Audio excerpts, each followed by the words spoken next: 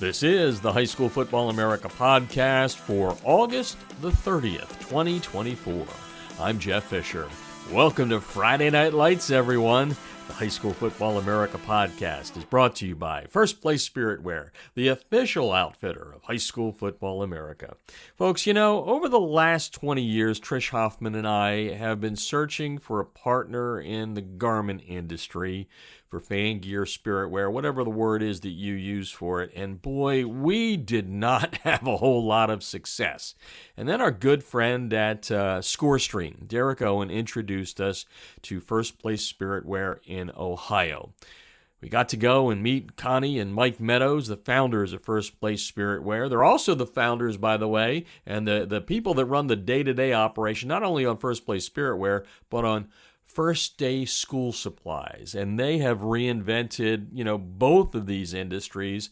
And we were, tickled to death to break bread with them and find out what their philosophy is when it comes to helping coaches and booster clubs and schools when it comes to their fan gear. I've been saying it now for months. They are reinventing the way things get done in this industry. You will not be disappointed if you check them out. Let me tell you a little bit about them. First off, they're going to make it a hassle-free solution for you. Well, how are they going to do that? Well, right now, there's already a store for your school. Every school in America has an up-and-running fan gear store right now. Now, if you partner with them, and it doesn't cost you anything to partner with them, they can take that store and kind of really make it sing and hum by when you give them your logo and all that, it'll look so much better. It's going to be a Fanatics-like experience for your players, your coaches, your fans. It's incredible. They're the perfect alternative to BSN's fan cloth, and as I get more and more coaches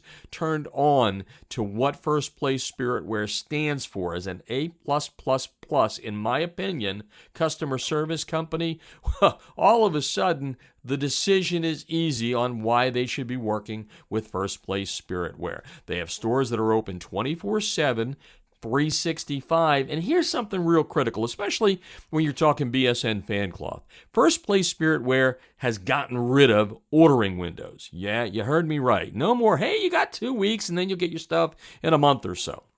If you go with First Place Spiritwear, you will get those orders shipped out right to your customer in days. Yes, in days. High quality work too. And what that means is you're not going to have to collect money. You're not going to have to store inventory. Your coaching office, your home, your dining room table, whatever it is, they're not going to be littered with, T-shirts and hoodies and all that. It's all online, and your life will be much, much easier. Well, does it get better, Jeff? Yes, it does get better. Why does it get better? Well, First Place Spiritwear is in the business of partnering with schools, with programs. And what that means is they know fundraising is first and foremost these days. I don't know if you've checked, but the economy isn't real great, and I know everyone is out there trying to raise funds. Well, you'll earn 10% on all of your sales with First Place Spiritwear. In addition to that, and there is more, I'm telling you, there's a whole lot to this.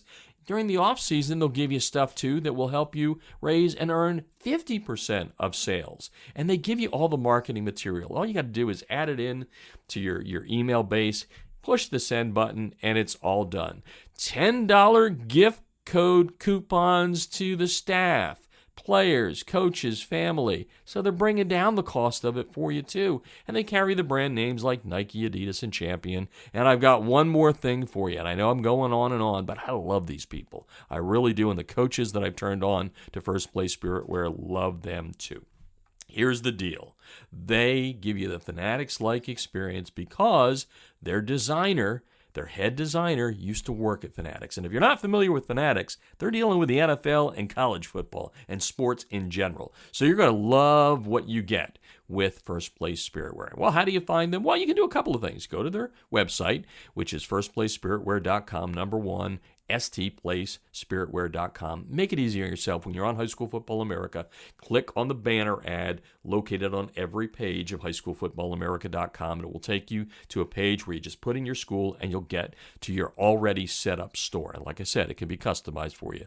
as well. And then, if you really want to talk directly to Mike, and I recommend you do, he's the president and CEO, just reach out to me, however you want to do it. Email me, DM me, whatever. I will hook you up personally and get you a meeting with Mike Meadows. I can't go any further. I can't vouch for him anymore. Trust me, you will not be disappointed. As a matter of fact, they're just like GameStrat, and we've partnered with GameStrat over the last 5 years, and we have, turned so many coaches, hundreds and hundreds of coaches, on to what GameStrat does as America's premier sideline instant replay system. Take an out huddle sideline. Not saying you take out Huddle, because Huddle, they do what they do, sharing of game film and all that stuff and clips and that. That's not what GameStrat does. They give you the ability to coach better on the sidelines because their system is highly reliable. I would say outstanding or awesome could be the words you could use. Their video transfers instantly. The connection stays strong throughout the game. You've got seamless video controls, video telestration, play filtering. Setup only takes about 10 minutes, and they've got customer service just like First Place Spiritware. They pick up the phone. Folks, if you're listening out there, I can't tell you how many coaches and just tell me how bad customer service is with some of these companies. You will not get with these High School Football America partners. Plus, GameStrat has awesome customer service with different plans priced right for every coach's budget. And you know what? They're going to give you a friends and family discount if you mention High School Football America. To get that demo, go to GameStrat.com or click on the GameStrat banner ad located on every page of HighSchoolFootballAmerica.com. Always good to start a Friday morning in your hometown with a good friend who is a head coach, a very good head coach. Played football at one of the smaller schools, not only in Pennsylvania, but in all of America. Back in the day, Pius X, it's now closed. He began his coaching career there, became the head coach there. He's now at Notre Dame High School, Green Pond in Bethlehem, Pennsylvania. And along the way, stopped at Lehigh, where he had a great career, and then went on to the NFL. Phil Stambaugh is on the line right now. Sorry to mess up your name, Phil, just a little early in the morning here, I guess. But anyway, he's on the line because his quarterback at Notre Dame last week, listen to these numbers, folks. 604 yards and 7 touchdowns. I don't even know if Phil did that in a couple of days back in his playing career in high school. But anyway, Phil runs one of the high-powered offenses in America, and he's on the line right now to talk about Matt Bodnar, who had one whale of a varsity debut. Phil, thanks for taking the time this morning. Jeff, always good to talk to you. Well, those numbers stick out. I guess that's where I start. What the heck happened with him on against Garden Spot? You won the game 71-64, which I know is the most important thing to you. But at what point did you know he was going to put up some gaudy numbers? Number 2 in the state of Pennsylvania all time. Yeah, Matt's been doing a great job all preseason. He's been our JV quarterback for the last 2 years, behind Danny Darno, who put up some really good numbers himself. And, throughout the preseason, I really was impressed with Matt's decision-making, his poise, his confidence. He's been in our system since youth football, played in our offense in a basic version of that in middle school. And then, we had high expectations for him, but you never know what these guys are going to do until the lights come on. And he certainly was shining the other night with a really good group of receivers and running backs and offensive linemen to support him. Yeah, no doubt about that. The numbers speak for themselves. Phil Stambaugh on the line, head coach at Notre Dame High School in the Lehigh Valley in Pennsylvania, Bethlehem Township, if you want to be specific about it. And for people don't know you around the country, Phil, I gave you a little bit of an intro there. You do run. Thanks to you and I spent a lot of time together back in 2010 and 11. You kind of let me inside the family there and got a good look at how you approach the coaching profession, how you approach coaching kids and your offense, which you've always run a pretty good offense, especially at Lehigh University there. For the people around the country, let them know a little bit about what your approach is to it, because you throw a lot at quarterbacks and receivers and offense in general. So talk about your offensive scheme a little bit. Well, we try and give the kids an opportunity to be successful in every play, whether that's them having to audible out of a play or make a check, or we have different combos and concepts, and they set their own protections. So there's a lot on their shoulders, and kids like Matt and the kids that I've been fortunate to coach throughout my career have adjusted well to that system. It's the last system that I played in, which was for the Berlin Thunder in the NFL Europe. So I just kind of threw all that stuff at those guys back when I installed it in 2003, and I said, all right, let's see what they can handle. And I was pleased that they could handle a lot of it, and we've built on it over the years. We're a spread attack that kind of wants to put the pressure on the defense and force them into coverages and kind of dictate what they're allowed to do based upon our formations, our personnel, and different things like that. So it's worked pretty well, and fingers crossed it will continue to work. And I like I said, I've been blessed with good coaches to help me, and then I've been blessed with really good players, especially at the quarterback position. So I'm fortunate in that respect. Yeah, one of the things I get to ask a lot of guys, because I have I'm blessed to talk to a lot of former NFL coaches that are now, giving back at the high school level about, the ease of entry into the coaching profession. Because if you play at the level you guys played at, obviously you had a tremendous amount of talent. There's no doubt that the quarterback position, you need some brains.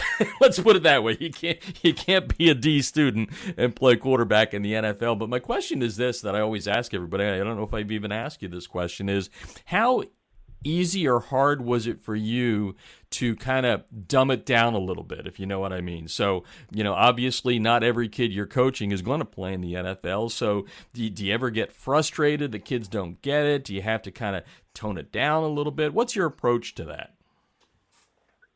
We've tried to simplify it so that we can go fast. So we've added tempo to our spread style over the years, and in order to do that, it's got to be something that they can execute, and they can execute well and quickly.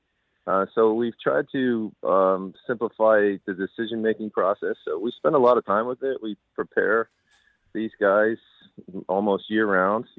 At the end of each season, we take about a month and a half off. When we come back from winter break in early January, we start lifting, we start installing, we start building upon that process. It's always good when you have a kid like Matt who's familiar with our system, and you can just build upon the basics. So the way that we start every year is we start off of the previous year's game plan, especially with a new quarterback. I gave him everything that I had given Danny the year before, what we ended the season with the previous year in the playoffs, and just to see where he was standing. And, he was right on track, and Danny groomed him well and helped him and mentored him. So we just continue to move forward. And like I said, I keep pouring it in, and as long as they can handle it and digest it, but obviously it does take kids with some brains and some understanding of what we're trying to do and how we're trying to hurt the defense and how we can be successful. Our offense moves when we move the ball. Obviously, we don't want to have negative plays, whether that's 1 yard gains or 2 yard gains. We want to keep the ball moving forward, because we feel like that puts strain and stress on the defense.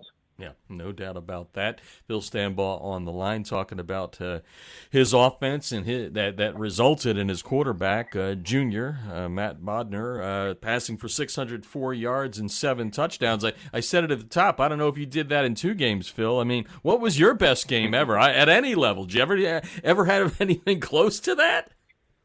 I was in the upper 400s, like 450-something against Delaware, at Delaware, during their homecoming. We beat Delaware down there when I was at Lehigh, and that was probably my highest total. I don't think I ever reached 500. But I always said to these guys, if I played in this offense, I think that I would put up the numbers that these guys are doing. So I'm happy to see the kids are doing that, and we've had big numbers over the years. Nothing quite like Matt's. He shattered the school record here by over 100 yards. Colin Quintano had 501 a couple years ago against Jim Thorpe. So it was a special night. We had 10 different kids score a touchdown throughout the game. We had 11 different kids catch a pass, and we kind of spread it around. So I think that even makes it more difficult to try and stop us when there's so many kids contributing to that success. Yeah, balance. I'll tell you what, 10 kids getting in the end zone, that ain't bad. That's for sure. Phil, one of the things that, I got to know, and you mentioned this earlier about, you're the guy that gets all the interviews. You are the guy that's at the head of the offense, but I've had the chance through the years to meet a lot of your staff members, your family's involved, Dad, your late uncle who just passed away. And as I said to you offline, my prayers go out to your family for that. But tell me about the approach you take in the profession to working with assistant coaches, because again, you get all the glory, you get all the blame, you get all the crap, all that good stuff, but you can't do it without them. So what's your approach in the profession when it comes with the guys working alongside of you? Well, there's guys that you have to teach them what our system is about, and so that they can, transfer that to the kids in their position groups. And like I said, I've been very fortunate over the years to coach with some really good people. Currently, I have Mike Collis, who coaches our wide receivers. His son was an outstanding player for us a couple years ago before he went to the Naval Academy.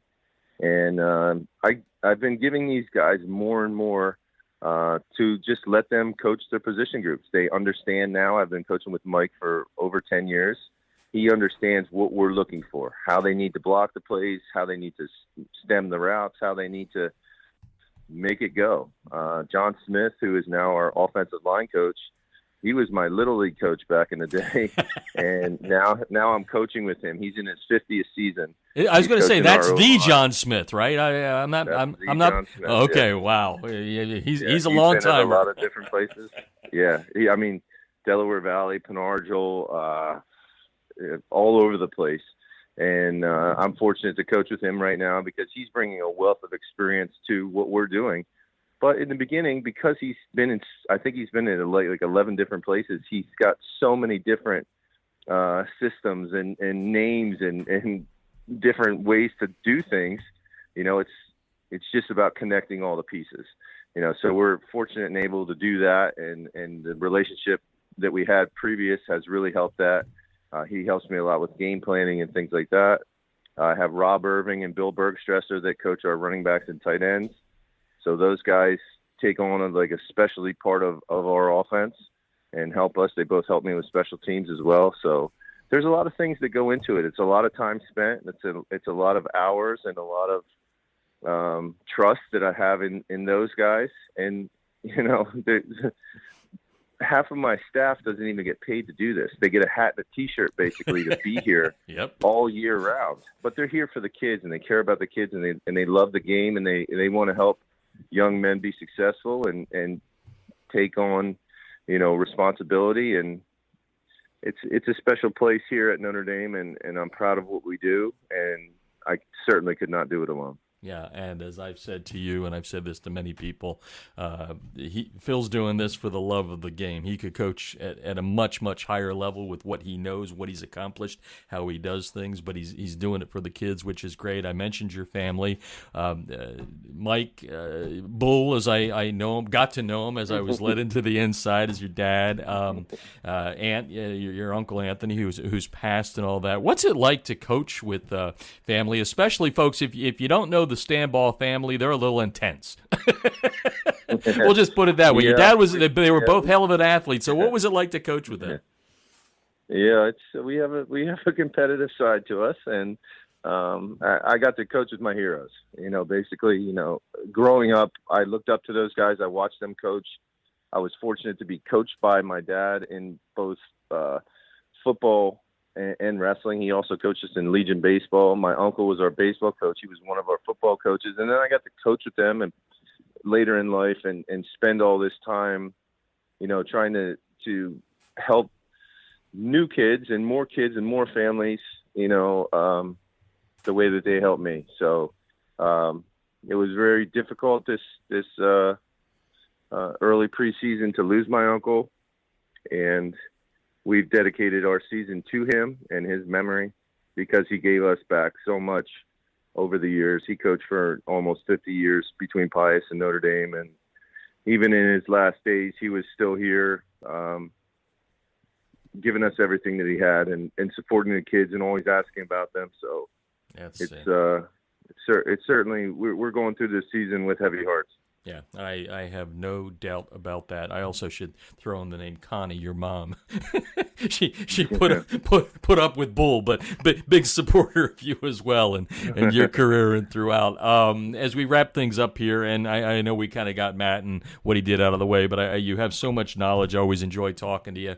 One of the things that just kind of popped into my mind as things were going along here, which is kind of the changing of the sport itself and how it's evolved. I don't think of you as an older guy because I covered you in high school, which is insane in my own brain. But how have you adapted? How has the game changed there in my hometown, our hometown, if at all? And what have you had to do to kind of roll into the new era of student athlete? Saying it hasn't changed is naive because it certainly has changed, but the intangibles of football are still there, and what we're trying to teach the kids, and whatever the rules are, or however they set it up, or whatever new piece of equipment we have to wear, we're adjusting to that. And if we can make it through the COVID years, I think we can make it through anything, because that was just craziness. Those were the hardest years that I coached, and now there's more safety regulations. It's a safer game now to play than it has ever been, and I don't think that parents quite understand that, because it's in the media about the guardian caps, and we got those for our kids. We had alumni come through and give that to us, and so we can use those, and that was new. I'd never done that before, but they see it almost as a negative when I feel like it's a positive. All the coaches have to do all these clearances and all these certifications to make sure that we know exactly what to do in the event of any type of emergency, or how to prepare the kids, or how to deal with injuries. There are so many regulations and policies in place. Like, it is safer now to do this stuff than it has ever been. And again, along the way, we adjust to what's thrown at us. But when it comes right down to it, football is the greatest game, and it's a great team sport, and we are all about the team. And we want the kids to understand that whatever is thrown at us, we're going to handle it, and we're going to move forward. Agreed. Safest as it's ever been. I couldn't agree with you more, which takes me to the next point of, I get asked a lot, and this is more for the people listening, about what I'm going to say here, because I know you're going to poo-pah and push it off, but I get asked the question a lot: who's the greatest athlete you ever watched, covered, whatever? This is my 50th year. I've seen over 1,500 games in person. I don't know how many on television, how much tape I've watched. But, people always expect me to give an announcement of some NFL player, right?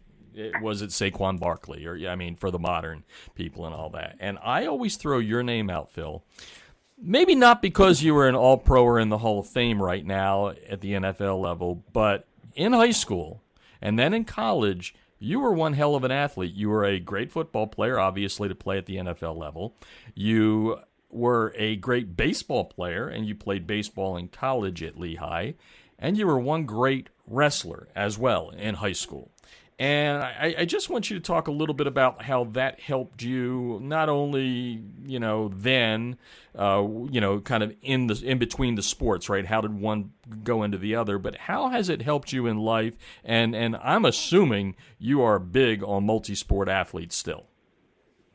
Thank you, Jeff, for saying that. I am proud of what I accomplished in my career. And I was just happy to get the opportunity to play those sports and play at the levels that I was able to play at. I was surrounded by great coaches and great teammates. I had a great experience playing all sports. I want the kids that I coach to have those experiences as well. I want them to play for other coaches. I want them to get the different seasons and to gain that experience, because I think it helps us in football. I felt I was always a better football player because I wrestled. I felt I was a better baseball player because I played football. I felt that the seasons went hand in hand, and all that training and the game situations and the different things that come up in the different sports. I felt that it helped me become a better all-around athlete, and certainly, hopefully, a better man and husband and father and coach and teacher and everything that been doing in my life, I think it's all connected to how I had to manage my time, the responsibilities that I had to have, the accountability I had to not only myself and my family, but my coaches and my teammates. Mm-hmm. So I think that it all goes hand in hand. We certainly encourage our guys to be multi-sport athletes. It's harder now, I think, in the modern era because there's so many teams doing so many different things. But I don't want to restrict our guys from being multi-sport athletes because I think that it helps them. I think that they can grow that way. I think that they are shortchanging themselves when they just decide to be, one-dimensional and not give themselves the opportunity to do other things. Right? Not everybody is going to be able to play varsity sports in everything that they try and do. But, if you can help a team, especially at a small school, which that's all I've been associated with has been small schools, we need those kids. We need those kids to play. And, yes, we have good numbers, but there's kids walking in the hall that are only playing basketball or only doing baseball year round or whatever the case may be, or maybe the wrestlers. Like, we need those guys to get at the highest level that we could, and they'd have a good experience with it. And I think our kids would have a good experience with it. It's challenging to schedule, and I understand that. It puts a lot of strain on everybody involved, but I think in the end it benefits them and gives them great memories and experiences. Yeah, I've got to ask you, though. I can't remember because as I was spitting out the question to you about what you did there, you placed at state in Pennsylvania in wrestling, which, by the way, folks, if you don't know high school wrestling, there's Pennsylvania and then kind of the rest of the country. You placed at state, didn't you? Or am I wrong about that? Yeah, twice. My junior year I was fourth, and my senior year I was fourth. I was 121 and 17 in my career. I told you, folks, and I mean that. You are the best I've ever seen. Before we go away here, I know you joined to talk about Matt Bodnar and 604 yards last weekend, 7 touchdowns. Probably sets the tone for what should be a good year. So you've accomplished so much at both schools, but the one thing I know you always want is that deep run into the playoffs, possibly a state championship. What's this program like? What kind of team is it? I mean, it's 71-64. Obviously, you're going to put some points up, I would think, this year. So what's your outlook for 2024, and can you make a deep run into the Pennsylvania postseason? I feel that we can make a deep run. We've got a challenging schedule. Every week in our league is preparing us for the end of the year. The last 2 years we've been beaten in the semifinals by Northwestern. Before that it was North Schuylkill. So we're making it to the games that we need to be in. Now we have to start to get over that hump and win them as we did when I first started here at Notre Dame back about 9 or 10 years ago. So we've won a lot of games. We've won 80 games in 10 years. This group is very young, which I think is a very positive for what's to come. We have so many sophomores. I think we're playing like 11 different sophomores. 6 of them were starting last week. So junior class is strong. I have a small senior class, but kids that are certainly contributing to our success. And it's going to be exciting here for, I feel like, a long time. Our youth programs and our middle school programs have grown, and they're having a lot of success. Last year, our JV team was undefeated. So it's all those kids now moving up through our program that have had success. And we're just trying to go one game at a time and get better. Our goal is always to be deep into the playoffs and be a district champion and push to be a state champion. That's what we're after here. That's the only thing that I will ever let us be while I'm here. So that's what we prepare for year round. And now's the time that we can put the pieces together and go after it. And I'm excited to see what these guys are going to do. Lots of nuggets in there, folks. Hope you listen to it. If you're just joining in the middle, go back and listen to the beginning. Phil Stambaugh is one of the good guys in the coaching profession. Like I said, hell of an athlete when he was a kid, but he's been able to push that passion he has for sports into the coaching profession and helped a lot of kids along the way. Whether you've sent some up to, well, I guess it's the Power Four now, but a lot of kids going on to play collegiately, which is great. A lot of kids on our academic All-America team over the last several years, which is fantastic, Phil. Just appreciate your friendship. I know you didn't think you were going to talk about all of these things today, but whenever I get a chance to talk to you, I learn things. So thank you for taking the time and sharing your knowledge. Thank you, Jeff. It's always great to hear your voice and to talk to you and to share memories and talk about what's going on here. So I really appreciate the time and the support you've shown me over the years. All right, for appearing on the High School Football America podcast, Phil Stambaugh is going to receive a really cool personalized fan gear pack from First Place Spirit Wear, the official outfitter of High School Football America and our podcast. If you didn't hear me give my spiel at the top, go back and re-listen to it. The bottom line is, these folks at First Place Spirit Wear are reinventing the way fan gear is being delivered to programs, to the high schools, to booster clubs. It's just incredible stuff. 100% online. They take all the hassle off of what you do. They give you marketing material. Perfect alternative to BSN's fan cloth with no ordering windows. Fundraising, you get 10% of your sales. You get $10 gift codes for the players, the coaches, the staff, family. You cannot beat what they give you. Trust me, folks, you will not be disappointed. Go to First Place Spirit Wear. You can go directly to their website at firstplacespiritwear.com. Number 1, STPlaceSpiritwear.com, and then you just put in your school's name. Your up and running store is already there. It can be customized, and you can also get to First Place Spirit Wear by just clicking on the banner ad that's located on every page of highschoolfootballamerica.com. Also brought to you today by NFL Play Football coaches.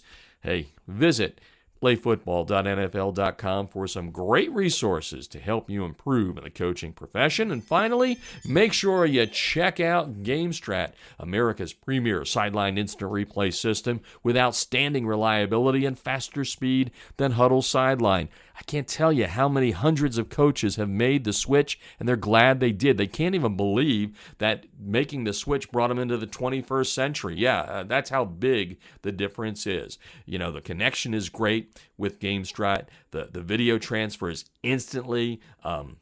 They've got seamless video controls, video telestration, play filtering. Setup only takes about 10 minutes. It's so easy. They have awesome customer service. Not that there's a lot of problems, but if you call them, they will pick up the phone and help you on game day, during game night, all of that stuff. Man, I'm telling you, I hear coaches all the time complain, and that's why we're looking for great partners like GameStrat and First Place Spirit Wear. GameStrat also has a great plan for every coach's budget. And if you mention highschoolfootballamerica.com, you will get a friends and family discount. So go to GameStrat at GameStrat.com or click on the GameStrat banner ad located on every page of highschoolfootballamerica.com for your demo. That's going to do it for the High School Football America podcast. I'm Jeff Fisher. Everyone, enjoy a big weekend of high school football. 50 head-to-head matchups in the High School Football America 300 national rankings powered by NFL Play Football. Make sure you go to the website. We're free content all day, every day. You don't have to sign up for anything. No paywalls, no subscriptions, none of that crap. That ticks me off. That's why we run High School Football America the way we do it. And then keep up with us on social media, which will be buzzing all weekend long. We're on X. HSFB America is the handle. We'll have some videos going up on our YouTube channel. The handle there is at High School Football America. Facebook and Instagram as well. The handle there, High School Football America. Man, have a great weekend. We'll talk to you soon.